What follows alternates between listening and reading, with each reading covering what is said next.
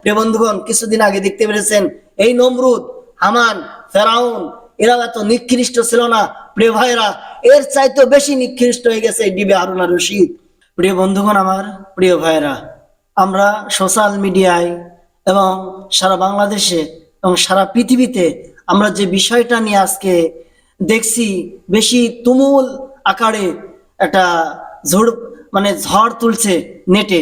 প্রিয় বন্ধুগণ, আমরা দেখছি একজন আলেমকে আল্লাহ দিনের দায়ী, কোরআনের দায়ী, সেই আলেমকে উলঙ্গ করা হয়েছে, তাকে ন্যাংটা করা হয়েছে।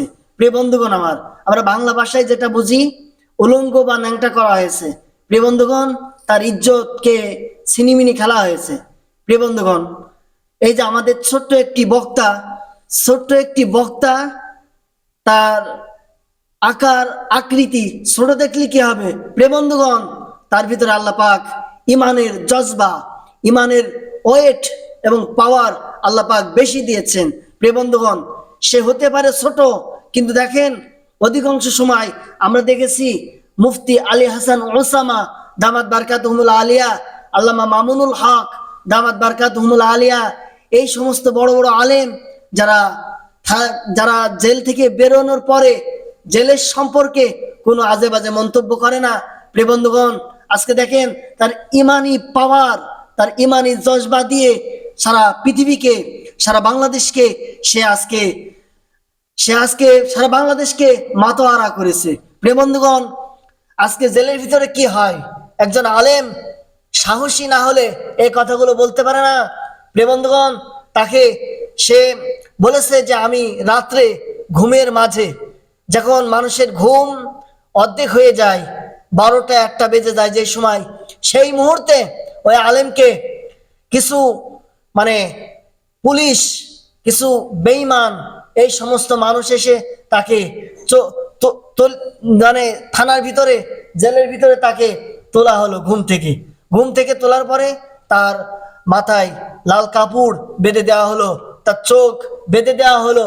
প্রিয় বন্ধুগণ, বেঁধে দেওয়ার পরে তাকে নিয়ে গেল গহীন জঙ্গলের দিকে, নির্জন এলাকার দিকে। প্রিয় ভাইরা, একজন আলেমকে নিয়ে যাওয়ার পরে সেখানে আরো সাংবাদিক ভাইরা, মিডিয়া ভাইরা, অনেক লোক জড়ো হয়ে যাওয়ার পরে তাকে, সেই আলেমকে ন্যাংটা করে, উলঙ্গ করে, তার পাশে একজন নারীকে দাঁড়ান করে দেওয়া হলো। সেই নারী সহকারে হুজুরের ছবি তোলা হচ্ছে। প্রিয় বন্ধুগণ, এই আলেমের ছবি তুলে সারা বিশ্বে, সারা নেটে ছাড়িয়ে দিয়েছে। প্রিয় বন্ধুগণ, তারপরে রফিকুল ইসলাম মাদানী বললেন যে আমার হাতে সিগারেট ধরিয়ে দেওয়া হলো।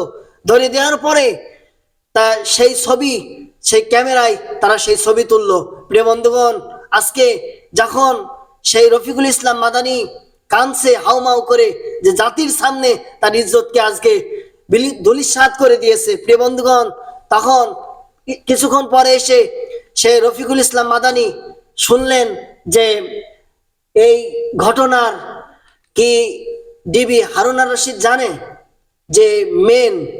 তখন বললে, পুলিশি কাজ শুনছে, তখন বললেন যে এই তো মাস্টার মাইন্ড, এই তো সব গল্পের মূল। প্রিয় বন্ধুগণ, আলেমদেরকে আজকে অপমান করা হচ্ছে। প্রিয় ভাইরা, দেখেন আজকে তার ইজ্জত নিয়ে টানাটানি শুরু হয়ে গেছে। প্রিয় ভাইরা, আজকে দেখেন এই নমরুদের আজকে বাংলার জমিনে এমন ভাবে বিচার হয়েছে। প্রিয় ভাইরা, আপনারা সোশ্যাল মিডিয়ায় দেখতে পেরেছেন ডিবি হারুন আর রশিদ, যে পুলিশের মেন কমিশনার। প্রিয় ভাইরা, আজকে দেখেন মাস্টার মাইন্ড, সে দেখেন তার বিচার আল্লাহ পাক বাংলার জমিনে করেছে। নমরুদ, হামাদ, ফিরাউন, এদেরকে ছাড়িয়ে গেছে। প্রিয় ভাইরা, আমাদেরকে গভীর লক্ষ্য করতে হবে যে আলেম ওলামার সম্মান নিয়ে যাতে টানা হেঁচড়া না হয়। প্রিয় ভাইরা, আমাদের মনে রাখতে হবে যে আলেম ওলামার সম্মান নিয়ে যাতে আমাদের টানা হেঁচড়া না হয়। প্রিয় ভাইরা, আমাদের এই যে আজকে রফিকুল ইসলাম মাদানী যেভাবে আল্লাহর কাছে দোয়া করছে, প্রিয় ভাইরা, আল্লাহ পাক হয়তো তার দোয়াকে কবুল করে নিয়েছে। সে সোশ্যাল মিডিয়ায় দেখছি সেইভাবে হাউমাউ করে চিৎকার করছে, আয় আল্লাহ তাআলা, আমার ইজ্জত আমার জাতির সামনে ফাঁস হয়ে গেল। আমি যে কাজগুলো করিনি সেই কাজগুলো আজকে আমার করার অপবাদ দিয়েছে। প্রিয় বন্ধুগণ, সে এখন বলছে, আয় আল্লাহ তাআলা, এই ডিবি হারুন আর রশিদ এর বিচার বাংলার জমিনে হওয়া চাই।